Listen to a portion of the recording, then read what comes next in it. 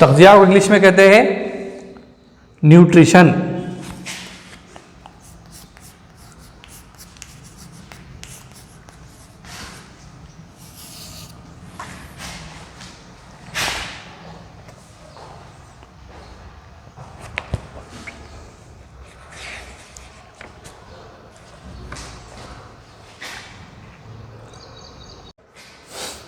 जिस्म के लिए तग़ज़िया की तारीफ़ यूँ आती है,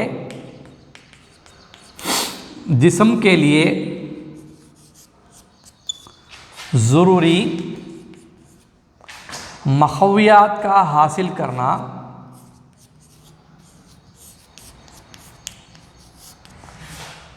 तग़ज़िया कहलाता है।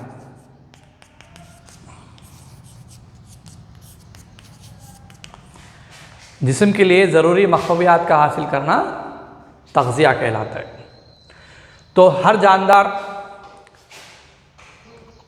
एक खलवी अजसाम से लेकर कसीर खलवी आला जानदार तक तग़ज़िया का इस्तेमाल करते हैं। तग़ज़िया क्यों ज़रूरी है, मख़वियात क्यों ज़रूरी है? जिस्म के नमो और जिस्म की मरम्मत के लिए और हमें ज़िंदा रहने के लिए तग़ज़िया ज़रूरी है। जिस तरह से हम रोज़ाना ग़िज़ा का इस्तेमाल करते हैं जिस्म के लिए तवाने हासिल करने के लिए, वो तवाने हमारे जिस्म में मुख्तलिफ़ आमाल के लिए इस्तेमाल होती हैं। ठीक है, तो इसमें जो है हर जानदार तग़ज़िया के एतबार से दो तरह के होते हैं।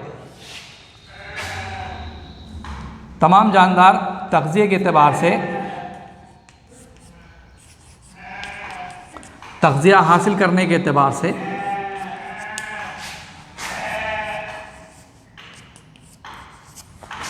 दो तरह के होते हैं।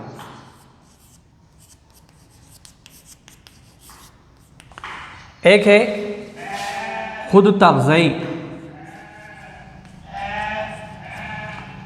खुद तग़ज़ई जानदार या खुद तग़ज़ई या खुद तग़ज़ई तग़ज़िया, यानी खुद तग़ज़ई को बोलते हैं हम ऑटोट्रॉप। ऑटो के माने खुद, ऑटोट्रॉप यानी खुद से तग़ज़िया हासिल करना, ऑटोट्रॉप्स यानी ऐसे जानदार जो अपनी ग़िज़ा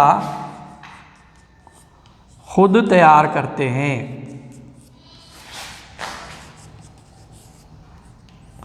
खुद तैयार करते हैं, इन्हें खुद तग़ज़ई कहते हैं। खुद तग़ज़ई जानदार कहते हैं।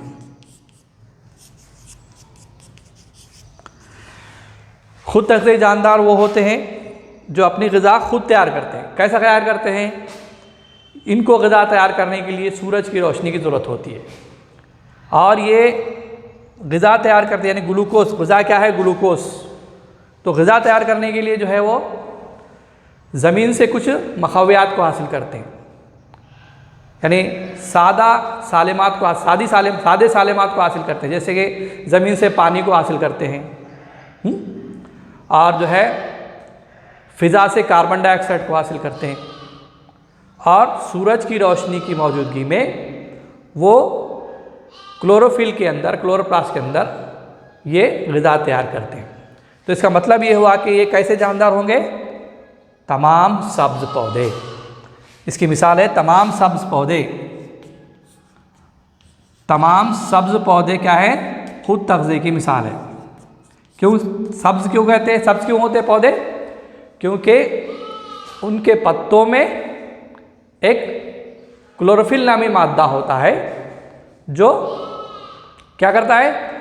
सब सूरज की शुआओं में मौजूद सब्ज़ रोशनी को मुनक्किस करके हमारे आँखों तक पहुँचाता है, इसलिए पत्ते जो है हमको सब्ज़ मालूम होते हैं। तो इस अमल को क्या कहते हैं? जो खुद से ग़िज़ा तैयार करते हैं उस अमल को कहते हैं शुआई तरकीब। शुआई तरकीब यानी शुआ के माने रोशनी, तरकीब के माने बनाना, फोटोसिंथेसिस। तो सब्ज़ पौधे क्या करते हैं? फोटोसिंथेसिस, शुआई तरकीब के ज़रिए अपनी ग़िज़ा खुद तैयार करते हैं। अपनी ग़िज़ा खुद तैयार करते हैं, उन्हें हम कहते हैं खुद तग़ज़ई। इन्हें ग़िज़ा की ज़रूरत नहीं होती है, ये अपनी तौर पे खुद ग़िज़ा तैयार करते हैं। ओके, फिर उसके बाद है दूसरी किस्म है गर्द तग़ज़ी, यानी इसको हम कहते हैं हेटेरोट्रॉप। क्या कहते हैं? हेटेरोट्रॉप।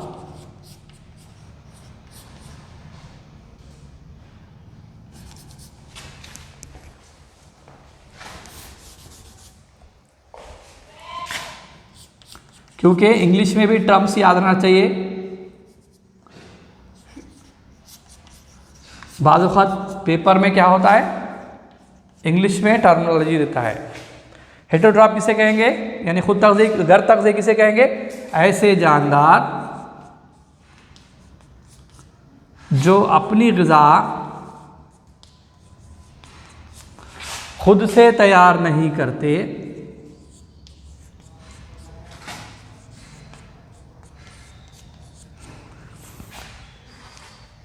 और ग़िज़ा के लिए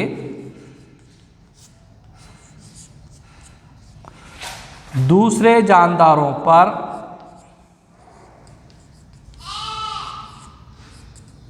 इन्हिसार करते हैं।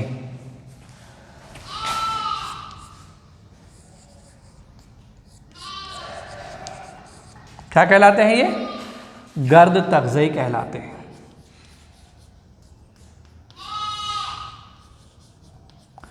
इसकी मिसाल है तमाम हैवानात,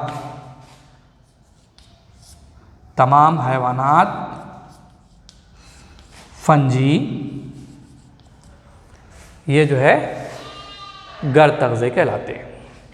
अब हमको क्या करना है, हम इस सबक के अंदर पहला जो इसका खुद तग़ज़ी जानदारों के बारे में पढ़ना है। और ख़ुद तग़ज़ी वो होते हैं जो अपनी ग़िज़ा खुद तैयार करते हैं। कौन से अमल के ज़रिए तैयार करते हैं? शुआई तरकीब के ज़रिए। तो हमको इस छोटे से हिस्से में शुआई तरकीब के बारे में पढ़ना है। ओके, अब देखिए शुआई तरकीब किसे कहते हैं? शुआई तरकीब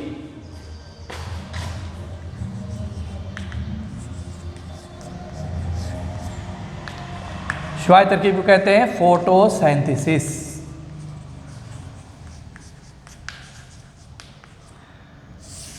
इसका मतलब क्या है? फोटो के माने रोशनी, सिंथेसिस के माने तैयार करना, यानी रोशनी की मौजूदगी में ग़िज़ा तैयार करने के अमल को क्या कहते हैं? शुआई तरकीब।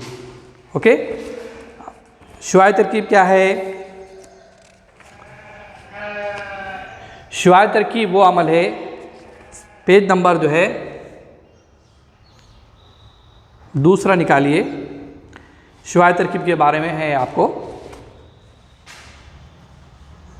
और साथ ही साथ स्क्रीनशॉट लेकर आप लोग इसको लिख सकते हैं।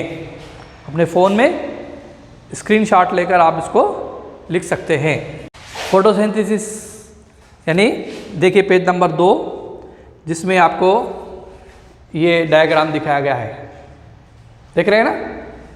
ओके, अपनी किताबें निकालिए, इसके अंदर जो है पढ़िए। मैं इसके ऊपर इसकी जो है तारीफ़ लिखाता हूँ, नोट कर लीजिए। शुआई तरकीब वो अमल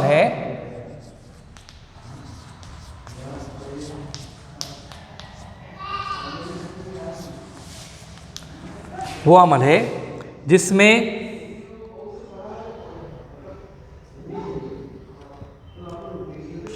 क्लोरोफिल मादों की मदद से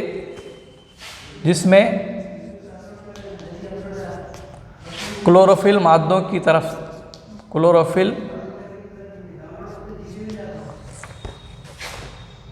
मादों की मदद से पौधे सादा गैर नामियाती अज्जा से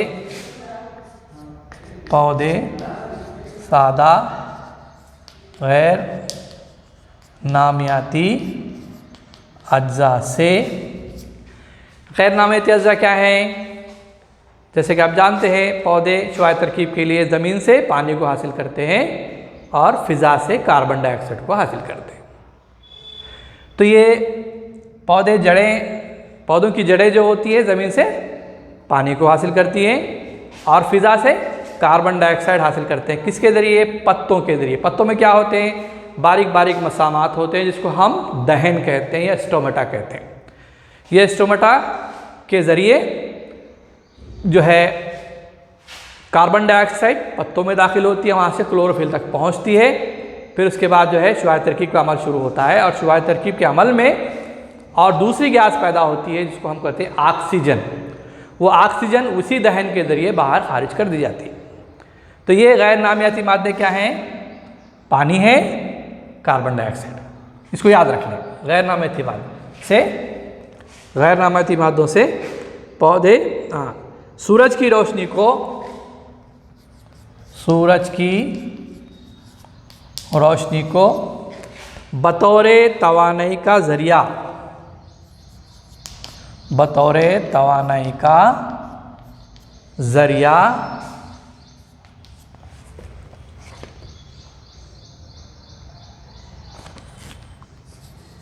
इस्तेमाल करते हुए पेचीदा नामियाती सालेमात, पेचीदा नामियाती सालेमात। अब ये पेचीदा नामियाती सालेमात क्या है? जो भी जो है ग़िज़ाई मादे पौधे में पैदा होते हैं उनको हम पेचीदा नामियाती सालेमात कहते हैं। अब हम जो है पौधों को बतौर ग़िज़ा इस्तेमाल करते हैं। पौधों के अंदर जो है बहुत सारे मादनियात होते हैं, ग्लूकोज होती है, प्रोटीन पैदा होता है। ये सब जो है क्या कहलाते हैं? पेचीदा नामियाती सालेमात कहलाते हैं। तो पेचीदा नामियाती सालेमात तैयार करते हैं किसको इस्तेमाल करते हुए? सूरज की रोशनी को बतौर तवाने का ज़रिया इस्तेमाल कर। जैसे कि हर चीज़ को चलाने के लिए क्या किसकी ज़रूरत होती है? जैसे आप मोबाइल फ़ोन का इस्तेमाल कर रहे हैं तो उसमें चार्जिंग करते हैं हम, उसकी बैटरी को फुल करने के लिए, यानी उसके अंदर करंट का इस्तेमाल करते हैं। करंट क्या है? एनर्जी है, तवानाई है। इस तरह से यहाँ पर भी जो है सूरज की रोशनी एक बैटरी का काम करती है। जो भी शुआई तरकीब के दौरान जो भी जो है केमिकल रिएक्शंस होते हैं, कीमियाई तामुलात होते हैं, वो तामुलात को अंजाम देने के लिए तवाने की ज़रूरत होती है। वो तवाने जो है यहाँ पर सूरज की इस्तेमाल होती है, इसलिए इसको हम कहते हैं फोटोसिंथेसिस।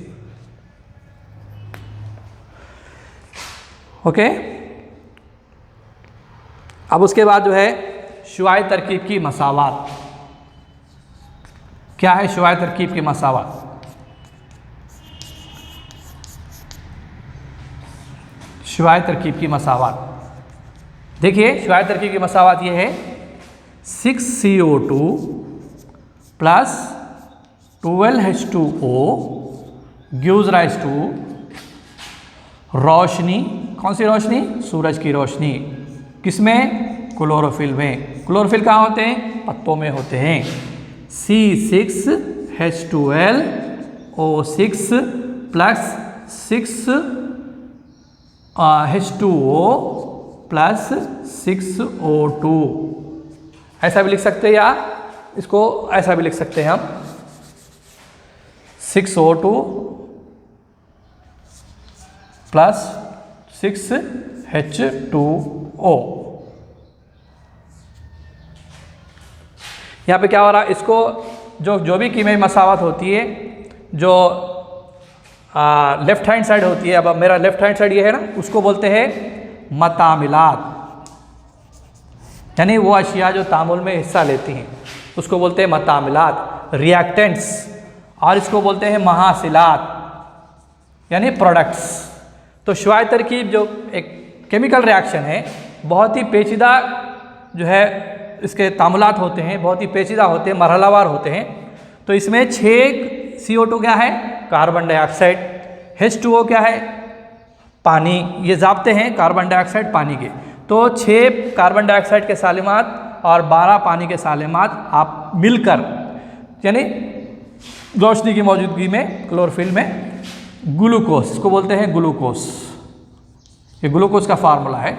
और ये ऑक्सीजन है, यानी हमको मालूम है आपको जो है पौधे क्या देते हैं? ऑक्सीजन देते हैं। और क्या इस्तेमाल करते हैं? कार्बन डाइऑक्साइड इस्तेमाल करते हैं, है ना। और पानी, ये पानी भी जो है बाद में मुआसिल के तौर पर खारिज होता है। ये पानी जो है मतामिल के तौर पर इस्तेमाल होता है। कार्बन डाइऑक्साइड, इसको कहते हैं कार्बन डाइऑक्साइड। ओके, तो इस तरह से ये शुआई तरकीब की मसावत। सवाल इस तरह से पूछता है, शुआई तरकीब की मसावत लिखिए जिसमें मतामिलात और महासिलात को दिखाया गया हो। तो इस तरह से हम जो है लिख देना। अब इसके बाद जो है शुआई तरकीब की ज़रूरियात,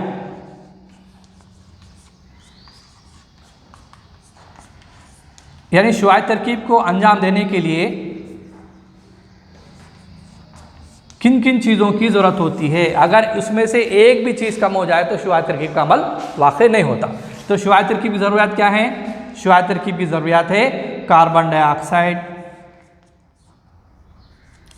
नंबर 1 कार्बन डाइऑक्साइड, और नंबर 2 पानी, नंबर 3 रोशनी, नंबर 4 क्लोरोफिल।